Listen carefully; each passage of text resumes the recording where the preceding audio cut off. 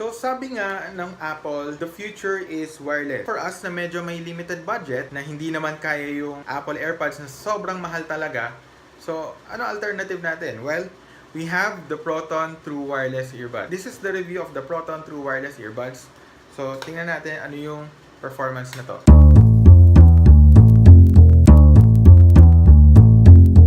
So first, tingnan natin yung build ng cradle. Actually, maganda yung material ng cradle.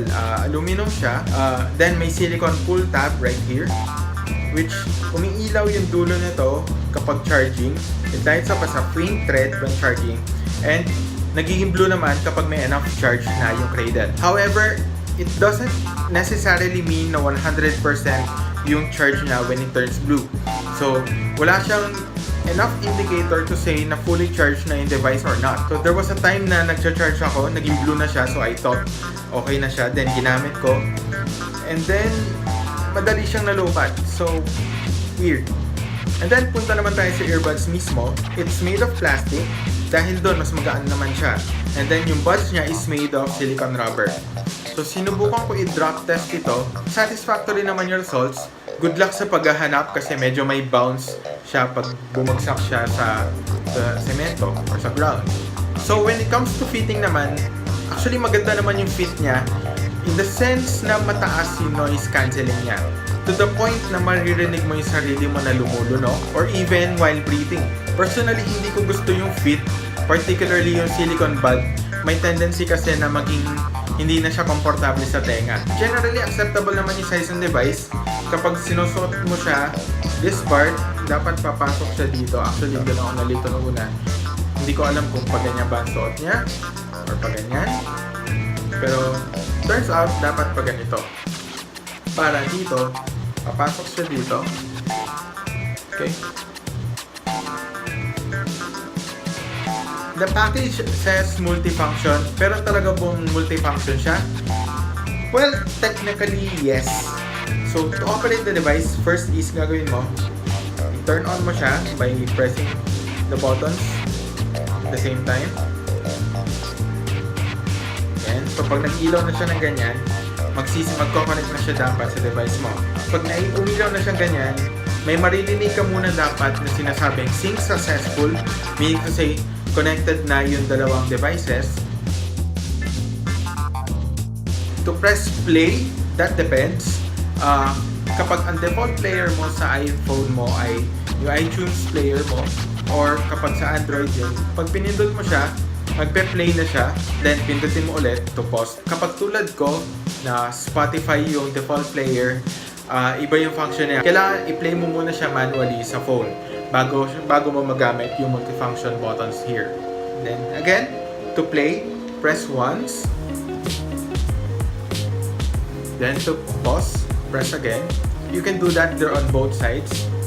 To skip to the next track, pindutin mo lang yung isang button twice while playing. Yan. And then to go back to the previous song, well, hindi pwede.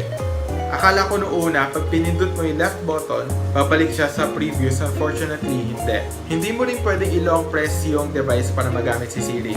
Kasi pag ginawa mo yan, magto-turn off lang yung device. And then, napansin ko din, kapag hinarangan mo yung isang tenga, nawawala yung connection niya. Medyo napuputol-putol yung music na lumalabas. Especially kapag kinover mo both. So, I think it has something to do with your syncing ng dalawang devices na to. Pwede mo naman magamit yung buttons to answer calls, which actually gets weird. Kasi yung right bud lang, yung nagagamit mo sa calls. Yung left side, wala kang maririnig dito when you're in a call. So, nabanggit ko kanina yung tungkol sa fitting, and I think nagko-contribute yun sa sound quality. Overall, maganda naman yung sound quality. It has enough bass, but not comparable to the sound quality ng devices na nasa higher price range.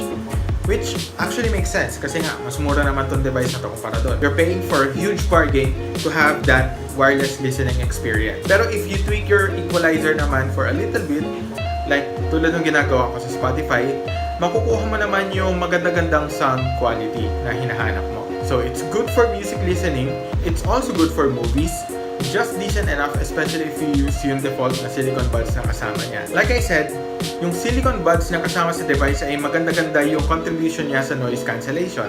So pag gamit mo to outdoors like when jogging or walking or kapag nasa mall ka lang, maririnig mo yung background noise but medyo muffled siya to the point na hindi mo talaga maintindihan yung sinasabi sa'yo ng kausap mo. The best way to use the device is kapag ayaw mo talagang maistorbo while working or when watching a movie or listening to music when on a long flight. Dahil din sa na-isolate ng silicone buds yung sound and dahil hindi rin ako ganun kakomportable, ang ginawa ko, pinalitan ko siya ng mas malambot na silicone buds na nakuha ko sa isang airline during my one flight. And yun yung good news actually. Pwede mong palitan yung earbuds. Standard naman yung size niya. So, you can choose any earbuds that you like. Pwede mo pang i-customize kung meron kang colored earbuds. Pwede mo siya ilagay dito. So, for the battery life naman, tulad ng sabi sa box, at 50% volume, it can last up to 4 hours. Actually, yung 50% volume, malakas-lakas na nga yun. Kapag ginagamit ko siya, nasa 20% volume lang. Maximum na yun. From 20% to 50% range ng volume, hanggang 4 hours lang talaga yung battery life niya. Parang 1:1 yung ratio ng charging to use. So speaking of charging, you would think na yung charging cradle ay magtatagal, pero hindi.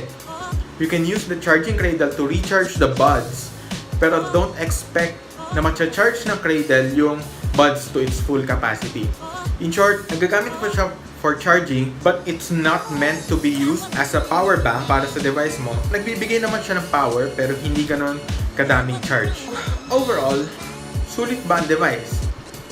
For 1,550 pesos or that's $30, hindi na masama if you can live with the limited functionalities like limited multifunction buttons, short battery life, and limited sound quality, especially for the calls.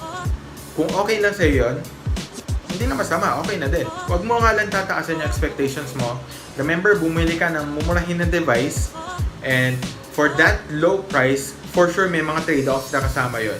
Pero kung talagang wala kang masyadong budget and gusto mo talaga ng maganda-gandang wireless earbuds, sulit na rin ang Proton True Wireless Earbuds. So that's about it. Thank you for watching. And don't forget to subscribe. Leave your comments down below. And see you guys again on the next one.